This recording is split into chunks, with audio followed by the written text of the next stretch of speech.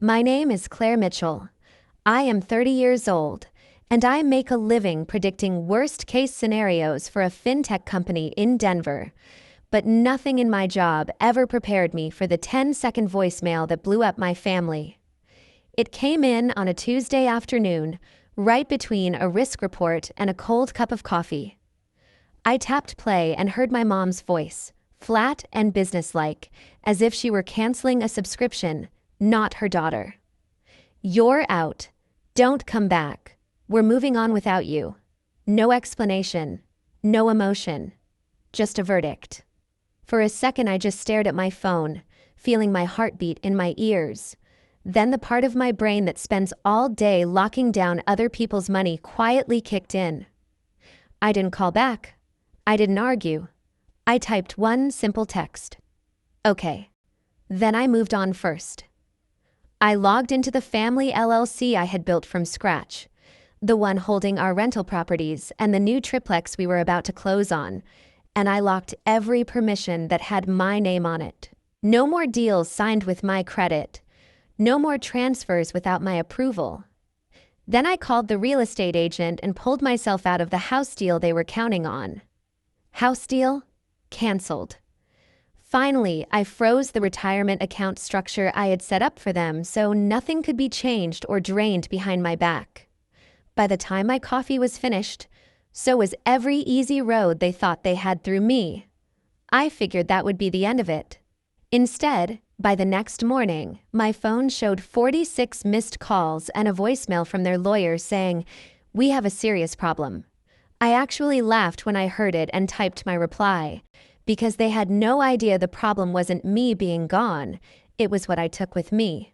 Stay with me until the end, and you'll see how one cold voicemail turned into a family revenge story where the person they tried to cut out ended up holding every last card. The next morning, I woke up to my phone buzzing itself toward the edge of the nightstand. For a second, I thought it was my alarm. Then I saw the screen. 46 missed calls. Mom, Dad, unknown numbers. One from a law office I recognized. The latest notification was a voicemail from their lawyer. I put in my earbuds and hit play while I started the coffee machine. "This is Evan Coleman, counsel for Mark and Diane Mitchell. Claire, we need to talk. This is serious? Please call me back as soon as possible." His voice was tight in that way lawyers get when they realize their clients left out important details. I let the message end and stared at the wall for a moment, listening to the coffee drip. My phone kept lighting up as new texts came in. From Mom. "Claire, this is just a misunderstanding. Call me, we need to talk." From Dad. "Kiddo, whatever happened, we can fix this. Please call us back." Another one from Mom. "We didn't mean it like that. We were upset. Come home so we can explain." Funny, I thought, because yesterday there had been no confusion in her voice at all. "You're out. Don't come back. We're moving on without you." That had sounded pretty clear to me. I scrolled, half expecting to see Brooke's name somewhere in the flood. Nothing. Not a single text or missed call from my little sister, who usually spammed our family group chat over the smallest thing.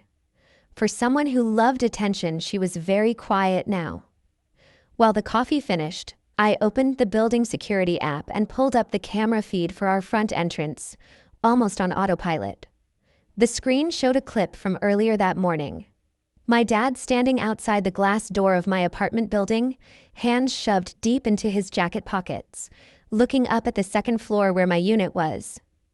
He checked his phone, hesitated like he was about to ring the buzzer, then turned around and walked away. No call. No knock. Just retreat. My chest tightened for half a second. Then I pushed the feeling down. When people show you how easily they can cut you off, you do not rush to comfort them when they feel the knife swing back their way. On the way to work, my phone kept vibrating in my bag. I let it. At my desk, I finally shot off 3 short replies. To Mom. "I'm safe. I need time." To Dad. I heard the voicemail. "I'm not ready to talk." To the lawyer. I received your message. I will respond in writing. I did not owe anyone more than that. A little before lunch, my coworker Jenna rolled her chair over to my desk, lowering her voice. You have been staring at that screen like you are about to blow it up, she said. Everything okay at home? I almost said yes out of habit, but stopped myself. Not really. My parents decided I am out of the family business. Her eyebrows shot up. Do they realize you are the family business? I shrugged. They left a voicemail. I locked things down. Now their lawyer is involved. Jenna let out a slow whistle. Look, I am not telling you what to do, but you know how this goes. The second money is involved. Everybody starts performing. If you make moves out of guilt, they will spin that into you admitting fault. Make sure every decision you make is something you'd be fine explaining to a judge one day. I nodded. That part I understood better than anyone. Risk management was my job. I had spent years building systems so people could not quietly move money around behind each other's backs. And now I was realizing I had built the perfect system to keep my own family from doing the same thing to me. As I walked to the break room to refill my coffee, my phone buzzed again.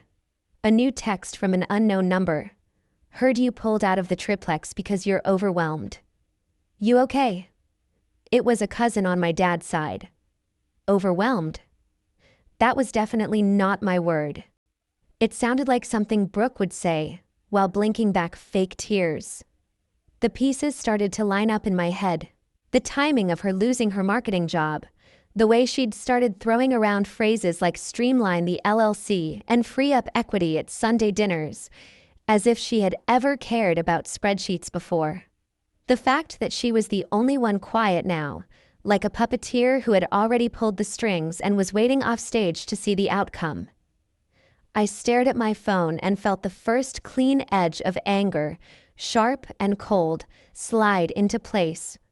If Brooke was behind this, if she thought she could shove me out of what I built and climb into my spot while our parents played along, then she had chosen the wrong sister to pick a financial fight with.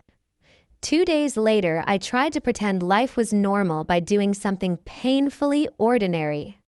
I went to the local coffee shop I always hit on Saturdays, the kind of place where the barista knows your order and the regulars talk about hiking and housing prices.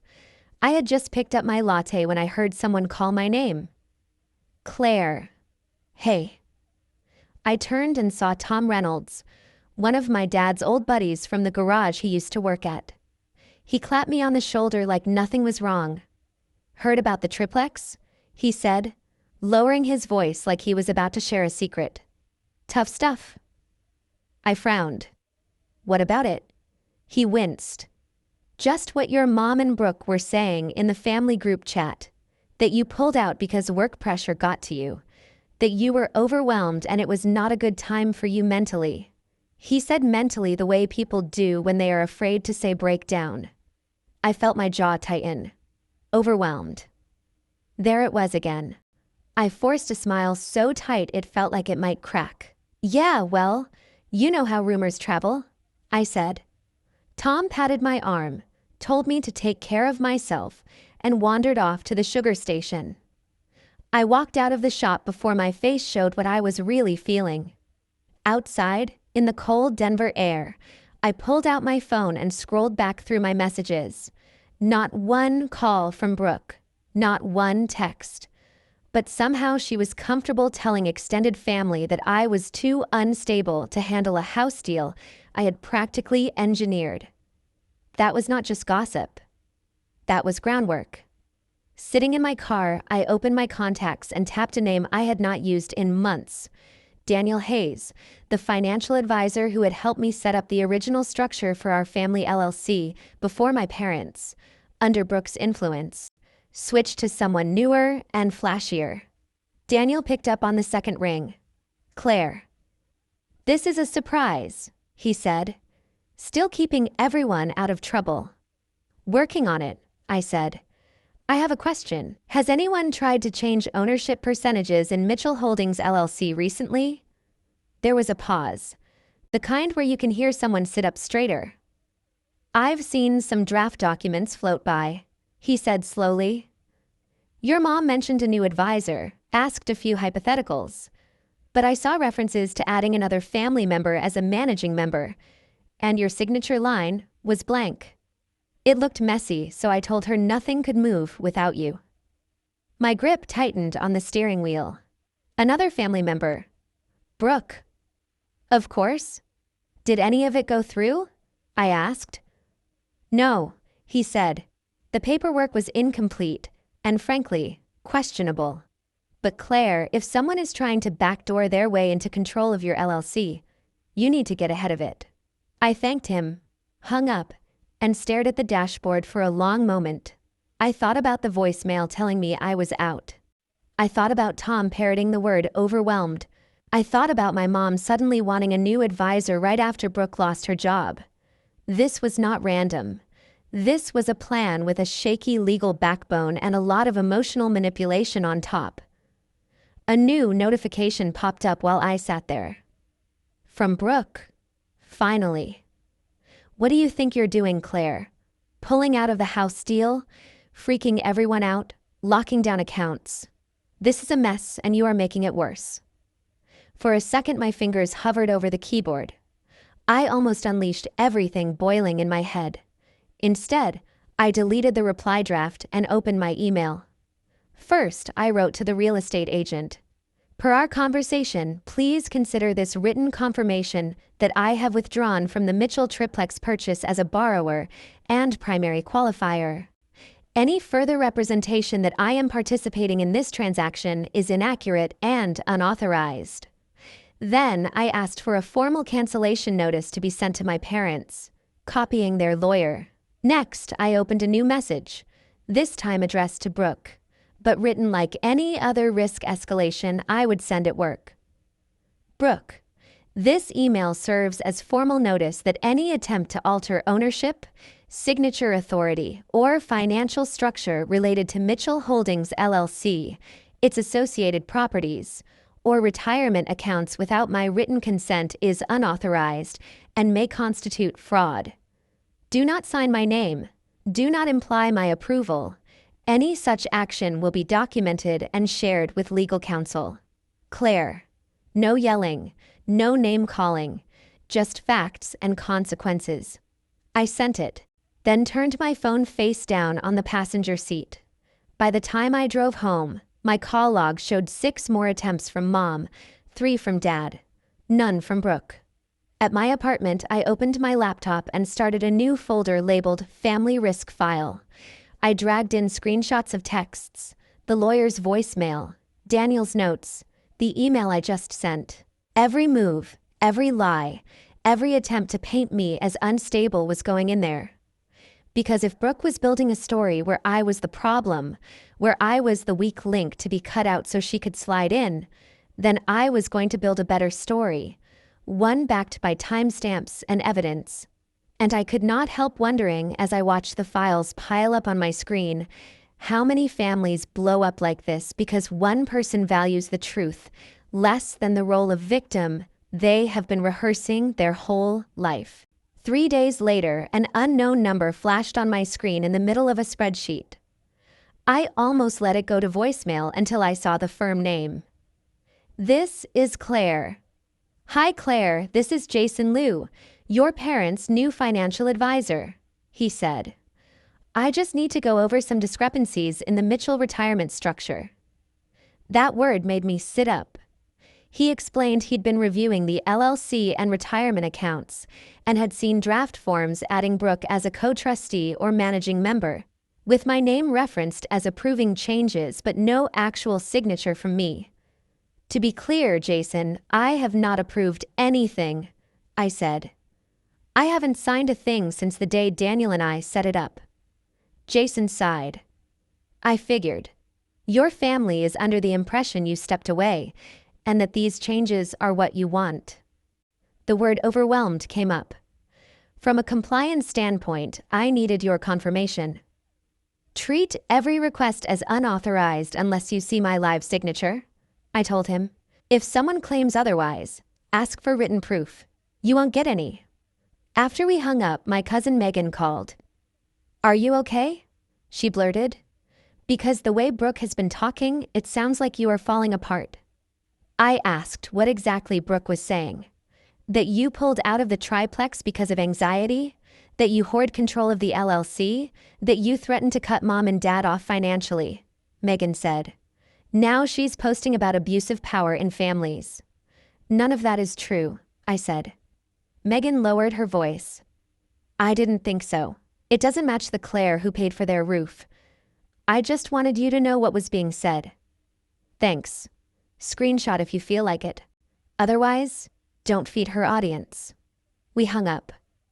A second later, an email thread popped into my inbox. Subject: Mitchell Triplex Purchase Update.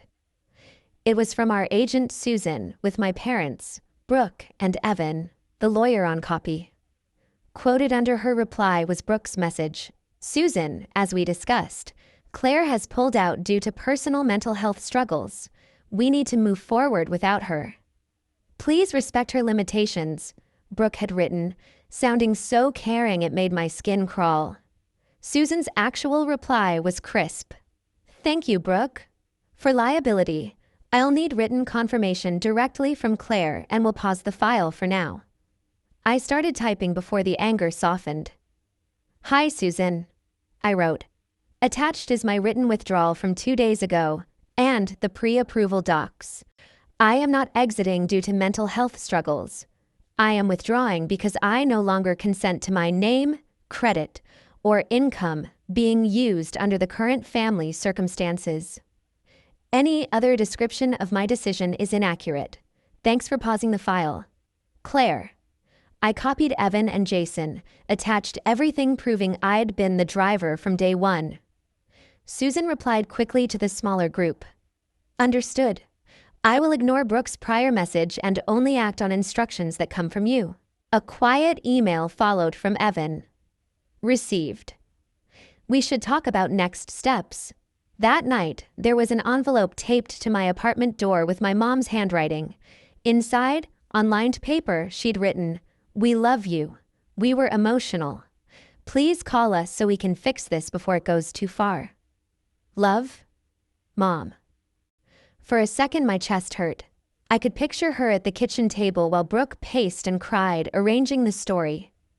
My phone buzzed again. Megan had sent a screenshot of Brooke's newest post. Sometimes the most dangerous person in a family is the one who controls all the money and punishes you when you don't obey. It said, healing means walking away from people who weaponize their power, even if they share your last name. The comments were full of hearts and "you go, girl." I put the note from my mom next to my laptop and opened the folder labeled Family Risk File. Emails, voicemails, advisor notes, screenshots, all lined up in neat little rows. Up until now, I'd just been shutting doors. As I watched the files stack up, I realized defense wasn't enough. If Brooke wanted to build a narrative where I was the villain, I was going to answer with something she couldn't spin, a simple, documented story that left her standing alone in the light. The next morning, while I was at my desk, my phone buzzed with a new text from my mom. Just 5 minutes. No arguing. Please. I stared at it. 5 minutes wasn't going to fix a voicemail that told me not to come back, but it sounded more like her than anything she'd sent in weeks. Call me, I wrote. She answered immediately, and I heard the faint speaker echo. Your dad is here too, she said. Hey, kiddo, Mark added. You wanted 5 minutes, I said. Mom exhaled. We messed up, Claire. Saying you're out, don't come back, that was extreme. We shouldn't have said it like that. You didn't, I said. You said exactly that. She went quiet, then tried again. Your sister told us things, she said, that you were planning to cut us out of the LLC, talking to lawyers about removing us from retirement accounts, saying you were tired of carrying us and wanted full control. She said you told her after dinner in the car. None of that ever happened, I said. Did you hear those words from me, directly? Well, no, Mom admitted. Brooke said you talked in the car on the way home. I took my own car that night, I said. I left alone. There was no car ride. Dad swore softly. Why would she make that up? Mom whispered. But it sounded like she already knew the answer. Maybe because she wanted what I have, I said. If I'm unstable and power-hungry, sliding herself into documents looks like protecting you, not using you. Dad sighed. This is past family drama now. Evan called.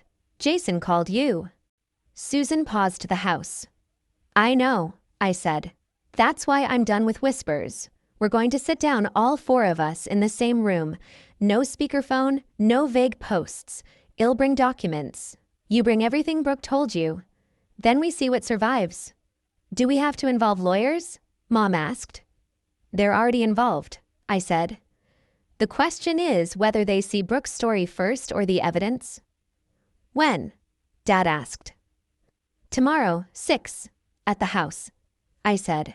If Brooke won't come, that's an answer too. The next evening, I walked into my parents' living room with a thick folder under my arm. Same beige couch, same framed school photos, completely different air. My parents sat together on the sofa. Brooke perched in an armchair with a tissue like a prop. She wouldn't look at me. Thanks for coming, Dad said. I set the folder and my phone on the coffee table. Just so we're clear, I said. Nothing about this is off the record in my head. If anyone lies, I won't keep it here. Brooke scoffed. Wow, way to make this hostile. We're family. Then the truth shouldn't scare anyone, I said. Mom twisted her hands. Brooke, honey, tell Claire what you told us. No, I said. Brooke can speak for herself. Go ahead. Brooke rolled her eyes. I just repeated what you said. She snapped. That you were done carrying everything. That you were thinking of pulling your name off things. That you wanted full control of the LLC so you didn't have to consult them. And this was in the car after dinner, right? I asked. She nodded. Yeah, you were upset. You probably don't even remember. I opened the folder, pulled out a printed statement, and slid it over. That night at Harbor Grill, right? Check the timestamps. Mom's eyes moved down the page. Brooke's rideshare receipt to their house at 10:15. My gas station charge across town at 10:13. Different routes. Different cars. I drove myself, I said. You took a car alone. There was no car conversation. Maybe it was another night, Brooke said quickly. Before you say that, here's the only other time we all had dinner in the last 3 months, I said, flipping to another printout. That night you left early to meet friends. I stayed to pay. No private ride then either. Dad leaned back slowly. Brooke, he said quietly. She shrugged. Memory is weird, okay? I was trying to help. I thought she was serious about needing a break. I laid down the email to Susan next, my withdrawal sent before Brooke's mental health story, then Susan's reply saying she'd ignore anything that didn't come from me. Then Jason's note about draft documents with my name referenced but not signed. Then screenshots of Brooke's posts and Megan's messages. One by one, the pages built a line from my voicemail to this couch. Mom finally turned to Brooke. You told us you saw emails, she whispered. You told us Claire said she was done with us. Brooke sat up straighter. So now you just believe her because she printed things, she said. She's always liked control. She's twisting everything to make me look crazy. Dad fixed his eyes on her. The truth doesn't fall apart when you hold it next to a receipt, he said. Yours did. Mom looked at me, and for the first time since that voicemail I saw something shift. We always thought you could handle more, she said. We saw Brooke as fragile, so we protected her and pushed responsibility onto you. And now I am sitting here realizing the only person who has lied to us is the one we told not to come back. Brooke opened her mouth, but Mom lifted a hand. Not this time, she said softly. The word no landed between them, and I felt something inside me finally, quietly, slide back into place. They had tried to cut me out based on a script Brooke wrote. Now they were watching that script burn, page by page, and realizing they were seconds away from losing the one person who had actually kept them afloat. The silence after my mom's no sat there like a fifth person in the room. Brooke shifted in her chair, eyes darting between our parents and me, testing which way the wind was blowing. "So what now?" she snapped finally. "You've got your little packet of papers. Congratulations, Claire. Are you happy you made Mom cry?" I ignored the jab. "This is not about anyone crying," I said. "It's about consequences. You told me I was out. You tried to push changes through behind my back. You told people I was unstable so you could step into things I built. That has to mean something other than a sad Facebook post and everyone pretending it never happened." My dad rubbed his jaw, the way he did when he was lining up a difficult repair in his head. "What do you think should happen?" he asked. Brooke whipped her head toward him. "Seriously, Dad. You're asking her?" I met his eyes. "You wanted me out of the family business," I said. "Fine. I'll step back from being the default safety net. But that also means no one gets to quietly use my name, my credit, or my work. Starting with making sure Brooke has zero access to anything I've set up." My mom hesitated. "Brooke doesn't have access?" she started, but I shook my head. "Not formally, maybe," I said. "But she's been in meetings. She's been in group chats about the triplex. She's been talking to advisors like decisions were already moving in her favor. That stops today." Dad sighed, looked at Brooke. "Honey," he said, "we need to be clear here. No more talking to advisors for us. No more speaking on our behalf. No more hinting that Claire is okay with things when she is not." Brooke blinked hard. "So you're just going to cut me out?"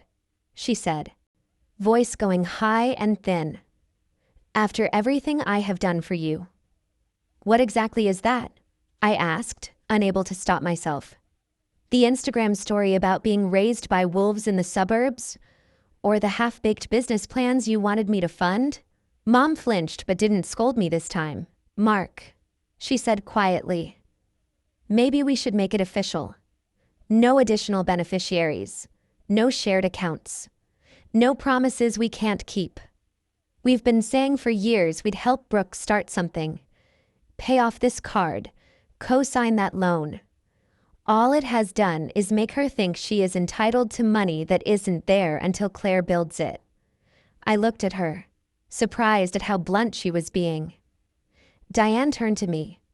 "We want you to rewrite the documents," she said. "The LLC, the retirement stuff, all of it. Based on what you think actually makes sense, not what we say in the middle of a fight." I stared at her.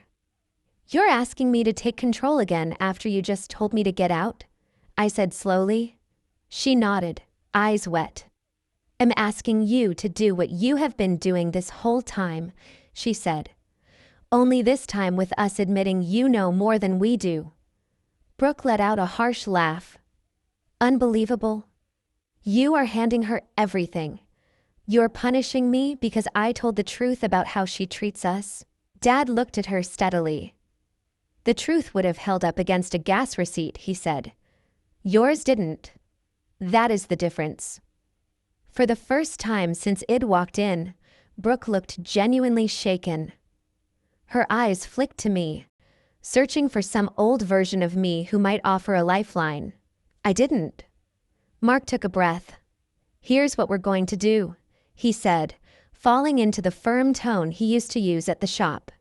"Claire, you and Evan and Jason figure out whatever it takes to make the LLC and the retirement accounts bulletproof.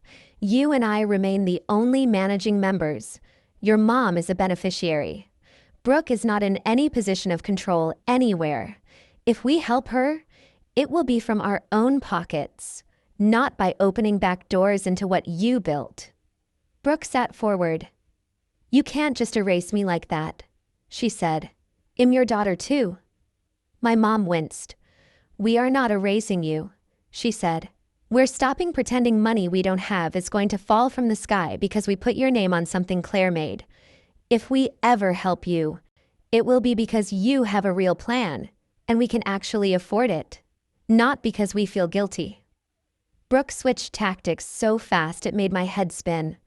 "Fine," she said, tears welling up. "Then let me prove it. Claire, give me a small role in the LLC. Let me do social media or something. Let me show you I can contribute instead of just taking." It was almost impressive, the way she slid from outrage to pleading to the angle that made her look the most reasonable. A year ago, I might have fallen for it. Now, I just saw another version of the same pattern. I stood up, picked up my folder. "No," I said simply. "If you want to prove you can build something, you don't do it by wiring yourself into what someone else has already built. You do it by starting with nothing, like I did." My mom looked between us. "Claire, isn't that a little harsh?" she asked softly. I shook my head. "Harsh was being told I was out and should not come back," I said. "Harsh was having my stability used as a prop to get sympathy online. This is just boundaries, Mom. There's a difference." Brooke glared at me. "You are going to regret this," she hissed. "You think you can cut me off and walk away clean." I picked up my phone and slid it into my bag. "No," I said. "I think I can protect what I have earned and stop you from turning my work into your safety net. Whatever happens to you after that is not on me." On my way out, my dad walked me to the door. "I am sorry," he said quietly. "For the voicemail, for not asking you first, for letting it get this far. I believed what was easiest to hear." I nodded, feeling a complicated mix of relief and sadness wash over me. "I know," I said. "But believing the easy story does not mean the consequences are easy too." Over the next week, the shifts became real. Jason sent over revised drafts, with only my and Mark's names in control positions. Evan scheduled a meeting where my parents signed documents limiting who could ever touch their accounts. I updated the LLC operating agreement to explicitly state that no new managing member could be added without unanimous written consent from existing ones. There was no line where Brooke's name could even be penciled in later. When the last signature dried, I felt something settle into place. Not revenge as a dramatic moment, but revenge as a structure. A system in which the person who tried to push me out no longer had any way in.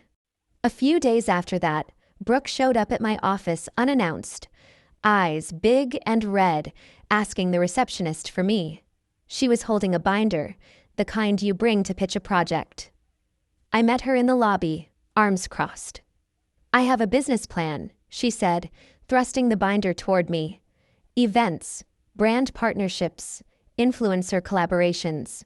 If you just invest a little, I can pay you back and prove everyone wrong." I didn't take the binder.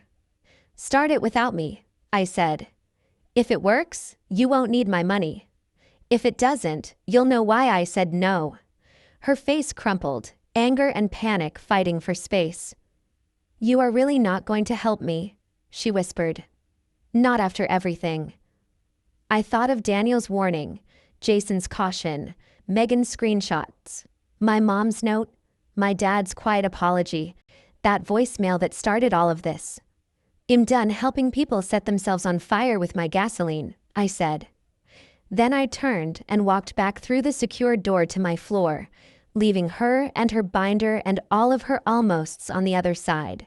A month later, I stood in the driveway of a pale brick triplex on the edge of Denver, holding a box of kitchen stuff and watching my parents argue about where to put a bird feeder. The bottom unit was theirs now, officially, in writing, with a clause that said they could live there for the rest of their lives, without anyone being able to touch it. My unit was on the second floor, light spilling through big windows. The third unit was already listed for rent, the numbers penciled out in a spreadsheet only I controlled. Mitchell Holdings, LLC, the thing Brooke had tried to slide into, was leaner and cleaner. Just me and my dad as managing members, my mom as beneficiary, and more safeguards than any family drama could shake loose. No side doors, no room for creative interpretations. On weekend evenings, I'd come down and cook with my mom in her new kitchen, while my dad watched some car show in the living room. We did not rehash every detail, but we stopped pretending money was some mysterious fog nobody understood. I would pull up the accounts on my laptop and walk them through what was real instead of what they wished was real. It was not perfect. There were still sad moments, still guilt in their eyes when Brooke's name came up. But now, when she texted asking for help with another credit card, my mom would show me the message, then set her phone face down and say, "We can't fix this for her. Not this way." From what I heard through cousins, Brooke ended up in a small apartment across town, bouncing between gigs, her big event plan never really taking off. People were starting to notice that her stories always needed a villain and a spotlight. For once, I was not in either role. I did not sue her. I did not try to destroy her online. I did something quieter and, to me, sharper.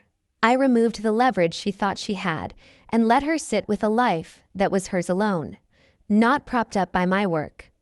I was not angry anymore. I was clear.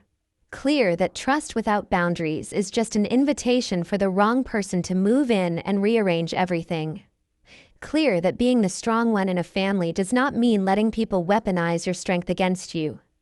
If there is any lesson in all of this, it is that you can love your family and still refuse to be their insurance policy when they gamble with the truth. You can forgive without giving the keys back. And if someone ever tells you you're out, don't come back. You are allowed to believe them. Step back and ask yourself a harder question. What do I stop giving them access to from this moment on? Maybe you have your own version of this story, a time when someone used your loyalty like a credit card with no limit. If you do, I hope you learn faster than I did that saying no is not revenge. It's self-respect, and sometimes that is the only thing worth protecting more than the house itself.